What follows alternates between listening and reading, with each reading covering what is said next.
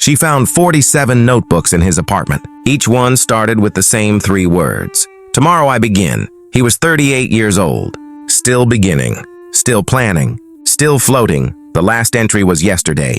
Same 3 words. Same empty pages after. This isn't a story about laziness. It's about something far more terrifying. A man so gifted, so full of potential, that he chose to die rather than become ordinary.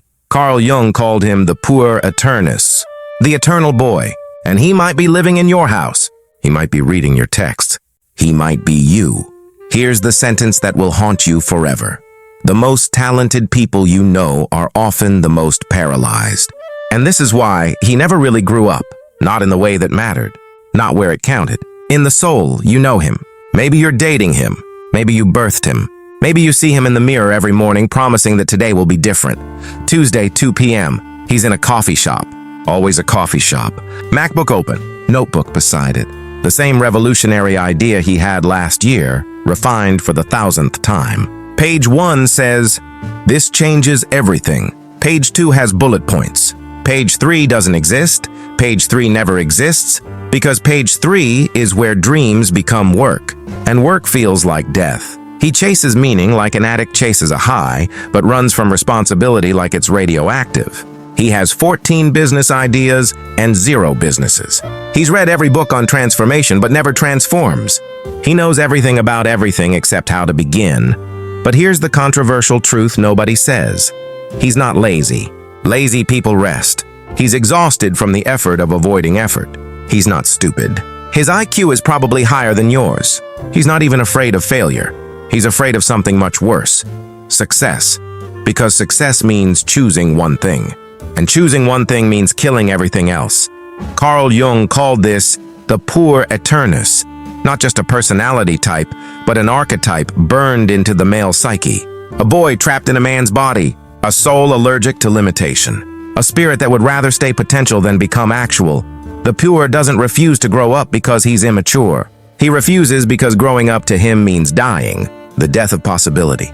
The death of special. The death of someday, so he floats. Draft mode forever. Never committing, never landing, never becoming. How does someone become this way? I'll show you 2 childhoods.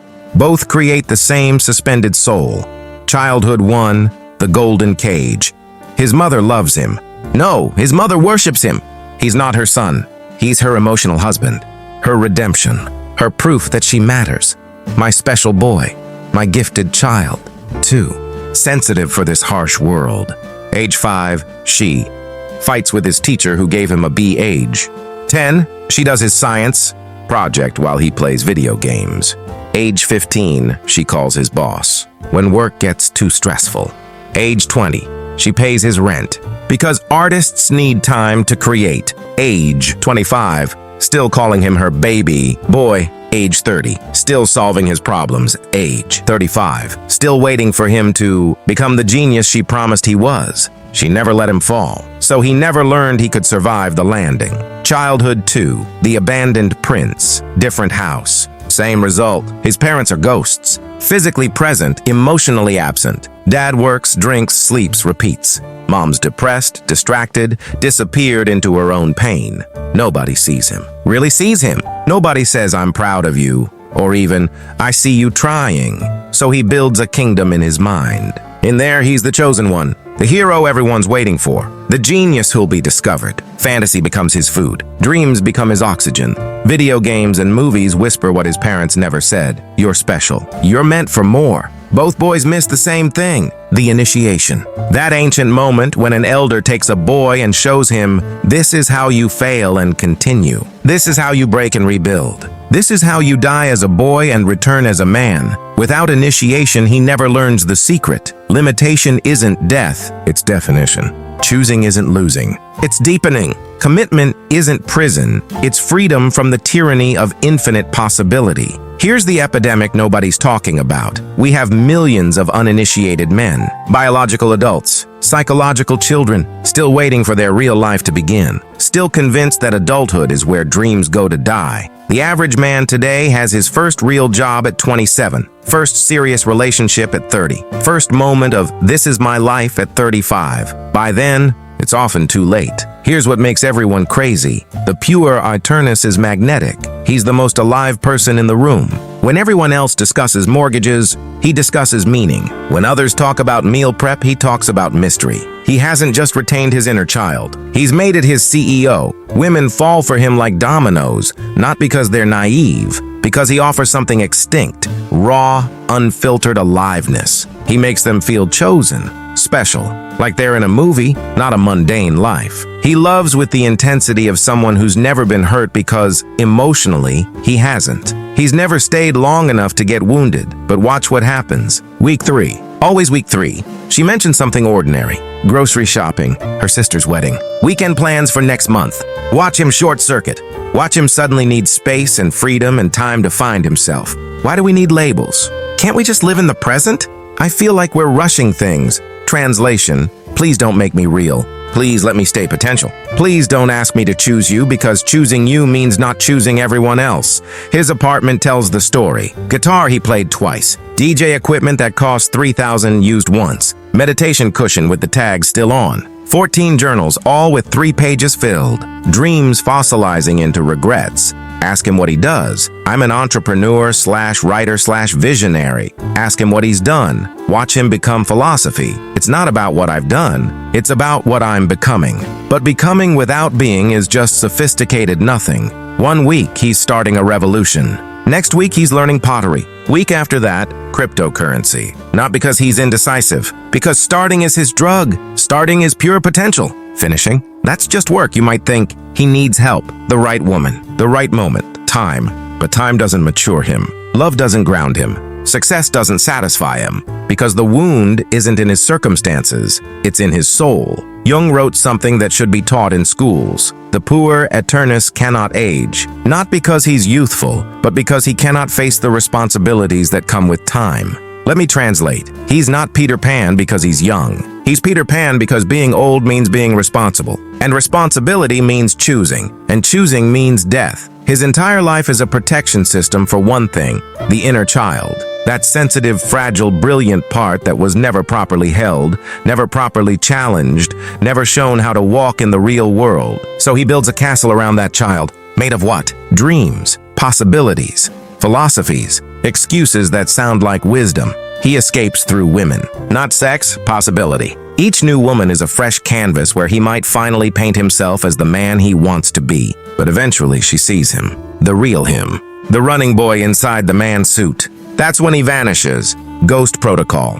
Not because he's cruel, because being seen accurately feels like death. He escapes through learning. Another course, another book, another workshop. He knows every theory about transformation. He's a scholar of change who never changes, a professor of potential who never produces. He escapes through substances, gaming, spiritual bypassing, endless consuming of content about doing without doing. But here's the truth bomb. He knows. Deep down, he knows. At 3 a.m., when the world is quiet and his defenses are down, he knows, I'm 38 and I've never finished anything that mattered. I'm 38 and I've never loved someone through a boring Tuesday. I'm 38 and I'm still 7 years old inside. I'm 38 and I'm exhausted from pretending this is temporary. The most painful sentence a Puer will ever think. I am my potential's grave. Here's what Peter Pan doesn't tell you. Neverland isn't paradise. It's purgatory. Eventually, always eventually, the fantasy collapses.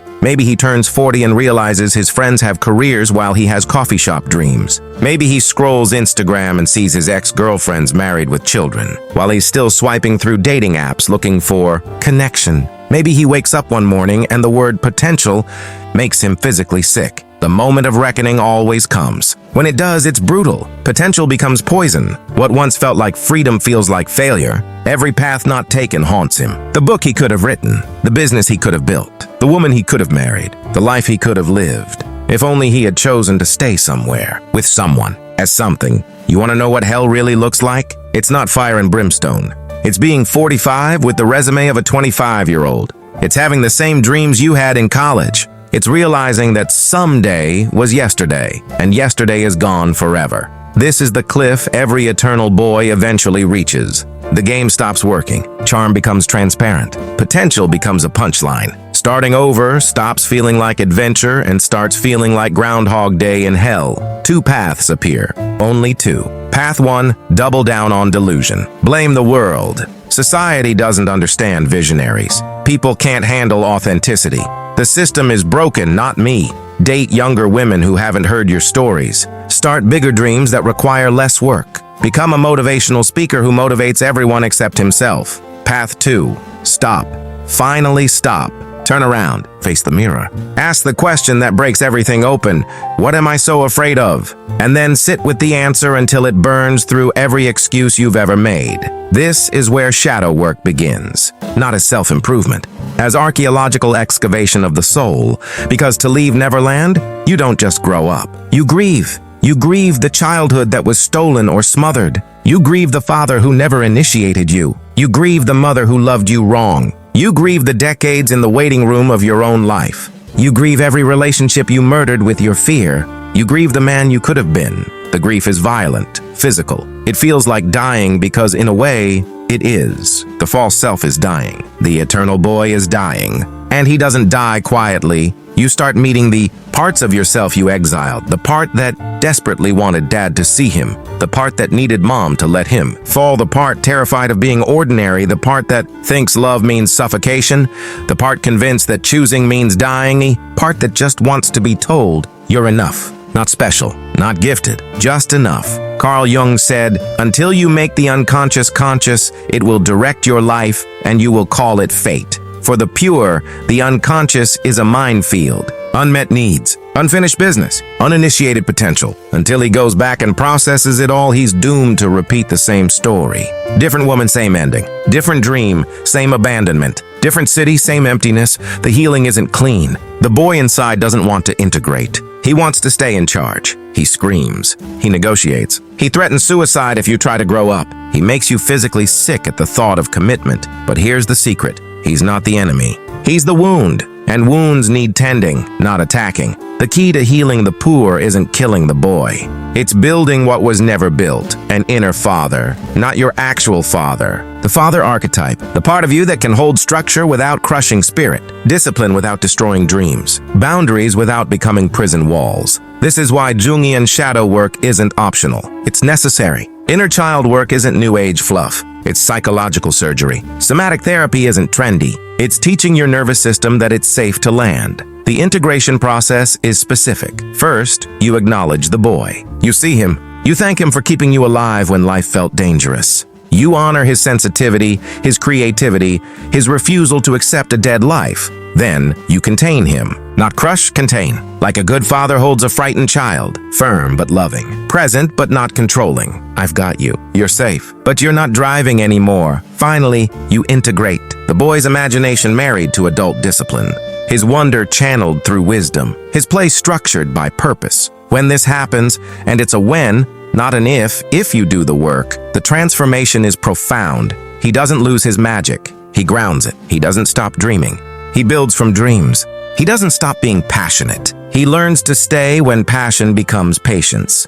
The eternal boy transforms from tyrant to treasure. Still there, still creative, still playful, but no longer in charge. The man drives now. The boy gets to be what he always should have been.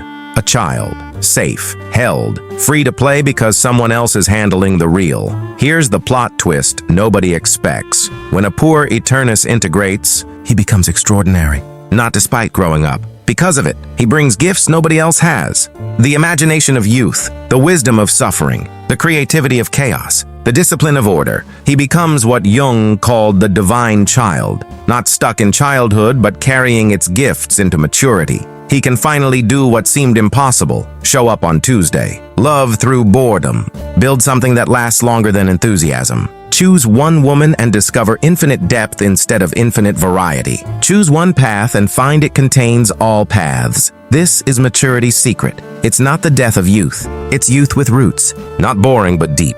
Not settled but grounded. Not imprisoned, but finally free from the prison of infinite possibility. To everyone recognizing themselves in these words, feeling the Puer stirring uncomfortably in your chest, this is your invitation. Not condemnation, invitation. You don't need to become your father. You need to become yourself, landed, grounded, real. Your sensitivity when rooted becomes strength. Your imagination when channeled becomes innovation. Your eternal youth when integrated becomes timeless vitality. Yes, it's terrifying. Yes, it feels like dying, but here's what's worse. Being 50 and still starting. Being 60 and still planning. Being 70 and still waiting for your real life to begin. And to those who love a man-child, you cannot save him. You cannot mother him into manhood. Love doesn't make boys grow up. Consequences do. Sometimes the most loving thing is leaving. Let him face the mirror alone. Only there can he choose to grow. The eternal boy must die as a tyrant for the eternal man to be born as a king. And that king, he remembers how to fly. He just chooses when to land. Because landing, it turns out, isn't death. It's where life actually begins. If you're still reading, you already know. The question isn't whether you're a Puer. The question is, how much longer will you let him drive? Your real life is waiting. It's been waiting for decades. And unlike you, it won't wait forever. The boy inside needs a father. Become that father today, not tomorrow. Tomorrow is where boys live. Men live in today.